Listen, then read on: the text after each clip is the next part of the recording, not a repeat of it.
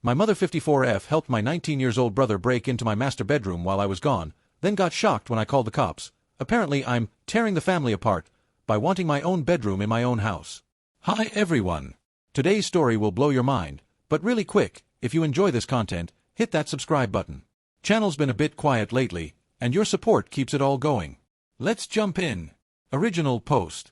I honestly can't believe I'm writing this, but I need some perspective because I'm starting to feel like I'm losing my mind here. Background. I'm James, 27, and I've been living in my own house for the past 3 years.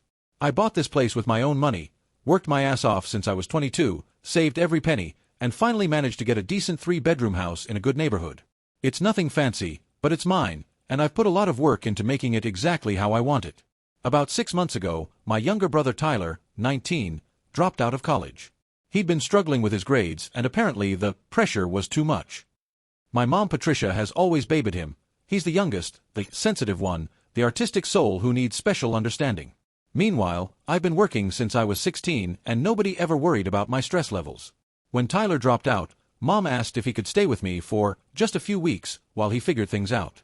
I said yes because, well, he's my brother. I set him up in one of the guest bedrooms. It's a nice room, good size, has its own closet and everything. The only thing it doesn't have is the ensuite bathroom that my master bedroom has. Fast forward to yesterday. Mom comes over for dinner, she does this every Sunday, and afterward, she asks to speak with me privately. She starts going on about how Tyler is really struggling and needs space to heal and grow into adulthood. Then she drops the bomb. She thinks I should give Tyler my master bedroom. Her reasoning: the master bedroom is bigger, has better natural light, has the ensuite bathroom, and would give Tyler the dignity and privacy a young man needs during this difficult transition.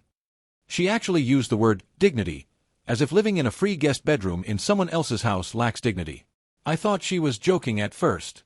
When I realized she was serious, I said absolutely not. That's my bedroom, in my house that I paid for. Tyler is living here rent-free, eating my food, using my utilities, and contributing absolutely nothing. Now I'm supposed to give up my own bedroom too. Mom's response was that I'm being selfish and not thinking about family. She said Tyler is at a crucial developmental stage, and that having a nice space could really help his mental health and motivation. She pointed out that I'm established and mature enough to handle a smaller room, while Tyler needs all the support he can get. She also mentioned that the ensuite bathroom would be better for Tyler because he's shy about his body and uncomfortable using the hallway bathroom when I have friends over. For the record, I have people over maybe once a month, and Tyler locks himself in his room the entire time anyway. The conversation ended with her calling me heartless and saying Dad would be disappointed in me. Dad passed away 5 years ago, and she knows invoking him is a low blow. She left in a huff, and Tyler hasn't come out of his room since. I can hear him on the phone, presumably with Mom, and I'm sure I'm being painted as the villain. Here's what gets me: Tyler isn't even trying to get his life together. He sleeps until noon, plays video games all day, and talks about maybe starting a YouTube channel or becoming a streamer. He's made zero effort to find a job or go back to school. His hard time seems to consist of having too much free time and too many options. Meanwhile, I work 50 to 60 hours a week, pay all the bills, buy all the groceries, and basically act as a free hotel for him. But somehow, I'm the bad guy for not wanting to give up my own bedroom in my own house? I'm starting to second-guess myself though. Mom has been texting me articles about supporting family members through mental health struggles and the importance of creating healing environments. She's making me feel like I'm being a selfish monster who doesn't care about his brother's well-being. Am I being unreasonable here? Should I just give up the bedroom to keep the peace? Part of me wonders if I'm being too rigid about my house, my rules, but another part of me feels like this is a completely insane request. Help me out here, Reddit. Am I the asshole for refusing to give my brother my bedroom? Edit. Since several people asked, no, Tyler doesn't pay rent or contribute to household expenses. The agreement was that he'd stay for a few weeks while job hunting, but it's been 6 months now. He also doesn't help with chores unless I specifically ask, and even then it's done begrudgingly. Update 1, posted 2 weeks later. Well, Reddit, you're not going to believe how this has escalated. First off, thank you to everyone who responded to my original post. The unanimous consensus that I was not being unreasonable gave me the backbone I needed. Unfortunately, things have gotten so much worse.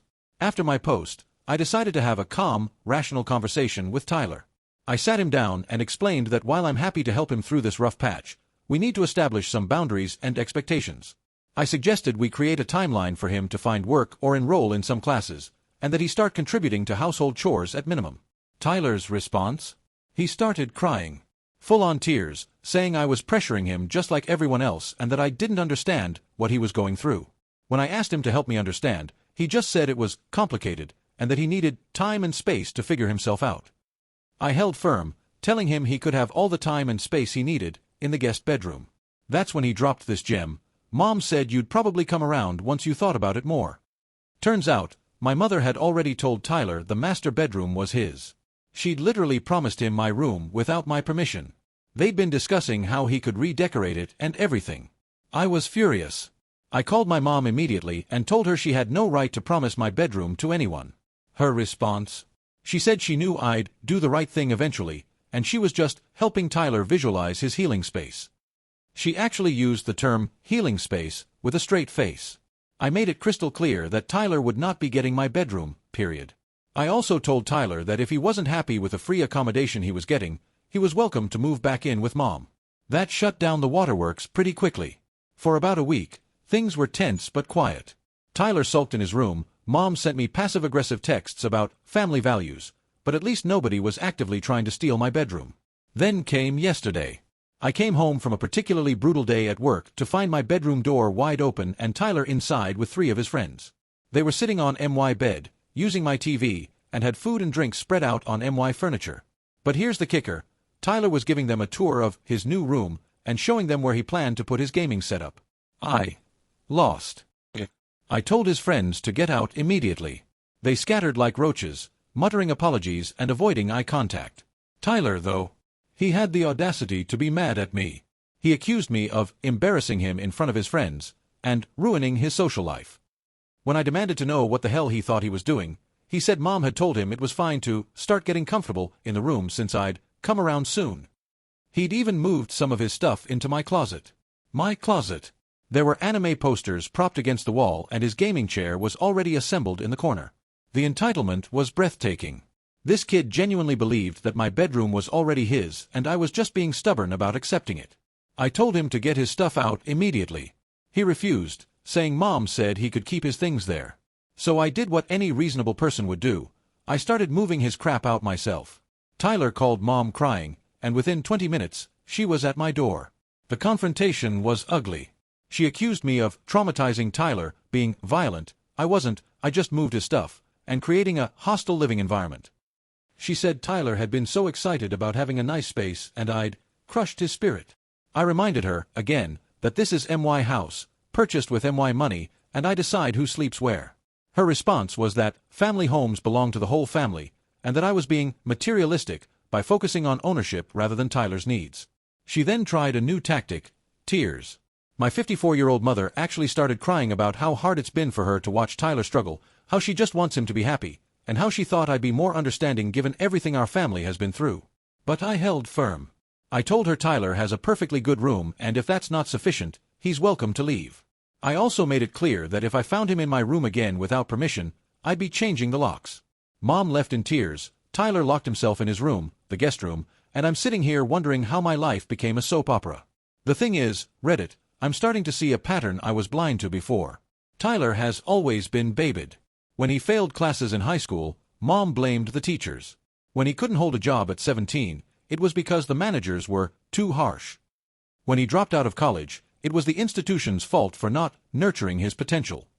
Now I'm the bad guy for not giving up my bedroom. It's always someone else's responsibility to accommodate Tyler, never Tyler's responsibility to adapt to reality. I'm exhausted. I love my brother, but I'm starting to resent him. And my mother. I don't even know what to think about her anymore. Part of me wants to just kick Tyler out and be done with it, but I know that would cause a family explosion of nuclear proportions. Thanks for listening to my rant, Reddit.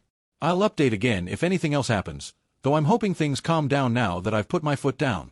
Edit. To answer a few common questions. Yes, I've started looking into changing my locks. No, Mom doesn't have a key, thank God. Tyler only has a key to the front door, not to individual rooms. And yes, I'm starting to realize this dynamic has been going on my whole life. I just never saw it so clearly before. Update 2, posted 1 month later.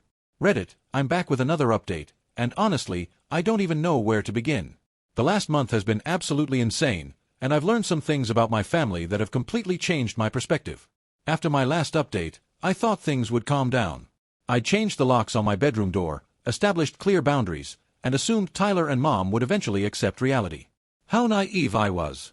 For about 2 weeks, Tyler barely spoke to me. He'd grab food and scurry back to his room like a raccoon.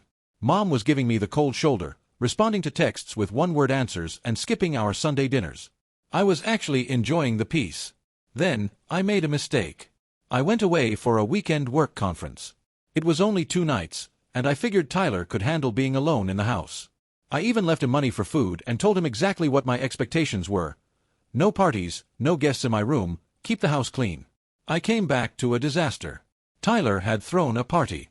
Not a huge rager, but enough people to trash my living room and kitchen. There were stains on my couch, empty bottles everywhere, and someone had definitely puked in my bathroom. But that wasn't the worst part. My bedroom door was open. The lock had been removed, literally unscrewed from the door, and inside was evidence of people having been in there. My bed was unmade, there were more empty bottles on my nightstand, and my bathroom had clearly been used. But the cherry on top, Tyler's gaming setup was fully assembled in the corner of my room. I called him immediately. He wasn't home when I arrived. He didn't answer. I called Mom. She answered on the second ring, and before I could even speak, she said, "Now, James, before you overreact." Turns out, she'd helped him remove the lock. She'd come over while I was gone, brought her toolbox, and helped Tyler move his stuff into my room because it was the perfect opportunity to make the transition while you weren't there to make it difficult. I cannot adequately describe the rage I felt in that moment. This wasn't just about a bedroom anymore. This was about my mother actively helping my brother break into my private space in my own home. I told her she had 1 hour to get over here with Tyler and get his stuff out, or I was calling the police. She laughed, actually laughed, and said I wouldn't call the cops on family. She was wrong. I didn't actually want Tyler arrested, but I called the non-emergency line and explained the situation. The officer who came out was incredibly helpful. He explained to Tyler and my mother, who showed up in record time once she heard the cops were there, that yes, what they did was technically breaking and entering, and yes, I could press charges if I wanted to. The look on my mother's face was priceless. She went from indignant to terrified in about 2 seconds. Tyler just looked shocked, like he couldn't believe there were actual consequences for his actions. I didn't press charges, but I used the leverage. I told Tyler he had 30 days to find alternative housing. The officer helped mediate this and even wrote up an informal agreement. Mom tried to argue, but the cop shut her down pretty quickly, explaining that I was being generous by giving any notice at all. The next few days were tense. Tyler moved his stuff back to the guest room and hasn't dared go near my bedroom since. Mom has been calling and texting non-stop, alternating between guilt trips, "How could you threaten your own brother with arrest?" and manipulation, "Your father would be so disappointed." But here's where things get interesting. My Aunt Michelle, Mom's sister, reached out after hearing about the drama. She asked if we could meet for coffee, and what she told me was eye-opening. Apparently, this dynamic with Tyler isn't new. When my parents were still together, Dad constantly fought with Mom about her babying Tyler. It was a major source of tension in their marriage. Dad wanted Tyler to face consequences and learn responsibility, while Mom always swooped in to save him. Michelle told me about incidents I'd forgotten or never knew about. Like when Tyler was 14 and stole money from Dad's wallet, Mom replaced it secretly so he wouldn't get in trouble. Or when Tyler was caught cheating on a test at 16, Mom went to the school and argued until they agreed to let him retake it. The pattern goes back years. She also told me that Dad had actually set aside money specifically for me in a separate account Mom didn't know about, because he was worried about exactly this kind of situation. Mom giving everything to Tyler and expecting me to just accept it. I did receive this money after he passed, but never knew the reasoning behind it. The conversation with Michelle made me realize this isn't really about a bedroom at all. It's about a toxic dynamic that's been building for years, and I've been enabling it by trying to keep the peace. So I made a decision. I stuck to the 30-day notice, despite the constant pressure from Mom. I also started seeing a therapist, which has been incredibly helpful in unpacking all of this family dysfunction. Tyler has been frantically looking for places to live, suddenly motivated now that he realizes I'm serious. Mom offered to let him move back in with her, but apparently he doesn't want to because her place is too small and doesn't have good internet for streaming. The irony is delicious. We're now at day 26 of the 30-day notice. Tyler has found a room to rent with some friends, and he's moving out this weekend. Mom is barely speaking to me, but honestly, the peace is worth it. I know this isn't the update some of you might have wanted. There's no big redemption arc where Tyler suddenly becomes responsible or where Mom realizes she's been wrong. But real life is messier than that. Sometimes the best you can do is establish boundaries and stick to them, even when it means damaging relationships. Thanks for all your support, Reddit. I'll do one final update once Tyler is officially out and let you know how it all shakes out. Final update, posted 3 months later. Hello Reddit. I promised a final update once the dust settled, and boy, do I have a story for you. It's been 3 months since Tyler moved out, and the situation has evolved in ways I never could have predicted. First, let me address the immediate aftermath of Tyler's departure. Moving day was drama-filled, as expected. Mom showed up with a U-Haul, way bigger than necessary for Tyler's meager possessions, and spent the entire time making passive-aggressive comments about how some people forget where they came from and family should always come first. Tyler, for his part, was sullen and barely spoke to me. He did manage to mutter something about how I'd regret this when I needed help someday. I helped him load his stuff anyway, because despite everything, he's still my brother. The first few weeks after he left were blissful. I deep-cleaned my entire house, reorganized everything, and finally felt like I could relax in my own home. I even converted the guest room into a home office, which I'd been wanting to do for ages. Mom maintained radio silence for about 3 weeks. Then, the texts started. First, they were subtle, "Hope you're doing well. The house must feel empty. Your brother misses you." I responded politely but didn't engage beyond pleasantries. Then, about 6 weeks after Tyler moved out, Mom called with big news. Tyler had been thriving in his new environment. He'd gotten a part-time job at a gaming store and was really finding himself. She gushed about how proud she was and how the move had been exactly what he needed. I was genuinely happy for Tyler. Maybe this was the push he needed to start adulting. I told Mom I was glad he was doing well, and foolishly thought that would be the end of it. 2 weeks later, she invited me to Sunday dinner at her house. I hadn't seen her in person since moving day, and despite everything, I missed our family dinners. So I agreed. Dinner started pleasant enough. Tyler was there, and he actually looked good. He'd cut his hair, seemed more energetic, and even made small talk about his job. I started to relax, thinking maybe we could move past all the drama. Then, over dessert, Mom dropped her bomb. "So, James," she started, in that tone that immediately put me on alert. "I've been thinking about your living situation." "My living situation? I own a house. What's there to think about?" She continued, "You know, Tyler is doing so well now, really growing into a mature young man. And his current living situation is adequate, but not ideal for someone in such a crucial development phase." I knew where this was going, but I let her continue, morbidly curious about how she'd spin this. "The room he's renting is small, and sharing a bathroom with 3 other people isn't conducive to the professional image he needs to maintain for work. Plus, the neighborhood isn't the best, and I worry about his safety." Tyler, I noticed, was very interested in his pie, not making eye contact with anyone. Mom took a deep breath. "I think it would be best if Tyler moved back in with you. Permanently. He's proven he can be responsible now, and families should support each other. You have all that space." I almost laughed. The audacity was breathtaking. "But wait, it gets better. And," she continued, "since Tyler is working now and contributing to society, it only makes sense that he should have the master bedroom. You could take the smaller room. After all, you're rarely home with your work schedule. Tyler needs a proper space to rest after his shifts and to maintain his streaming, which could become a second income source." She actually presented this as if it were a perfectly reasonable suggestion. As if the last few months hadn't happened. As if Tyler paying rent somewhere else for 6 weeks somehow erased everything and entitled him to my bedroom. "Besides," she added, delivering what she clearly thought was the killing blow, "mature adults adapt to family needs. Young people need stability during their formative years. You're established in your career. Tyler is just starting out. The responsible thing would be to support him." I sat there for a moment, genuinely stunned by the mental gymnastics on display. Then I started laughing. Not a polite chuckle, but real, deep laughter. The kind that makes your stomach hurt. Mom looked offended. "I don't see what's funny about supporting your family, James." That's when I lost it. Not in anger this time, but in pure, exhausted honesty. "Mom," I said, "do you hear yourself? Do you genuinely not see how insane this is? Tyler is an adult. He's not 12. He's 19 years old. Millions of 19-year-olds manage to live in small rooms and share bathrooms without their lives falling apart. I did it. You did it when you were young. Dad did it. Everyone does it. I turned to Tyler. And you, are you seriously sitting here listening to this? Are you not embarrassed? You have a job now, which is great. But that doesn't mean you get to upgrade to my bedroom in my house that I pay for. Tyler finally looked up. I didn't ask her to say this, he mumbled. But you didn't stop her either, I pointed out. Which tells me you were hoping I'd cave. Mom tried to interject, but I wasn't done. You know what? I'm tired of this. I'm tired of being treated like my only value to this family is what I can provide. My house isn't a retreat center for Tyler to find himself. My bedroom isn't a prize to be awarded to whoever you think needs it most.